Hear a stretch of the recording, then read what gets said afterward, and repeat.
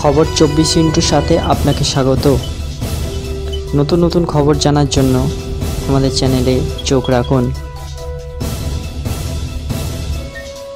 RG Kar medical college ও হাসপাতালে তরুণী trainee চিকিৎসক ধর্ষণ ও খুনের ঘটনার তদন্তের নয়া প্রমাণের খোঁজ শুরু করেছে সেন্ট্রাল ব্যুরো অফ ইনভেস্টিগেশনের তদন্তকারী আধিকারিকরা। এহেন পরিস্থিতিতে ফের আরজিকর হাসপাতালের 5টি ডিভিআর ও 5টি হার্ড ডিস্ক পরীক্ষার জন্য সিএফএসএলে পাঠিয়েছিলেন সিবিআই।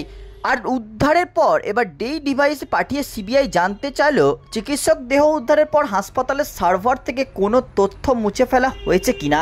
প্রসঙ্গত আরজিকর কাণ্ডের পর তথ্য লোপাটের অভিযোগ উঠেছে টালা থানার তদন্তকারী ওসি এবং আরজিকরের তৎকালীন অধ্যক্ষের বিরুদ্ধে। দুজনেই আপাতত জেলে, তাদের বিরুদ্ধে এবার চার্জশিট দিতে পারে সিবিআই। আরজিকর হাসপাতাল এবং টালা থানায় 8 এবং 9 আগস্টের সিসি ক্যামেরার ফুটেজের একাংশ মুছে ফেলা হয়েছিল বলেও অভিযোগ করা হয়েছিল। এই এক সংবাদ সংস্থার রিপোর্টে সিবিআই আধিকারিকের বরাত দিয়ে দাবি করা হলো প্রযুক্তির সাহায্যে সেই মুছে যাওয়া ফুটেজের প্রায় 70% উদ্ধার করা হয়েছে। সেই ফুটেজের ফরেনসিক পরীক্ষাও করানো হয়েছে।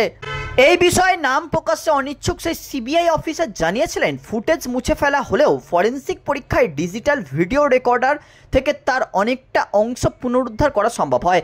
সেই পদ্ধতিতে আরজিকর কাণ্ডে অনেকটা মুছে ফেলা ফুটেজ উদ্ধার করা হয়েছে। এই আবহে সেই সিবিআই আধিকারিকের কথায় তরুণী চিকিৎসক খুনে যে বৃহত্তর ষড়যন্ত্র ছিল এবং সেই পরিকল্পিত অপরাধকে যে ধামাচাপা দেওয়ার চেষ্টা করা হয়েছিল সেটি অনেকটাই পরিষ্কার। ব্যুরো রিপোর্ট, খবর 24/7।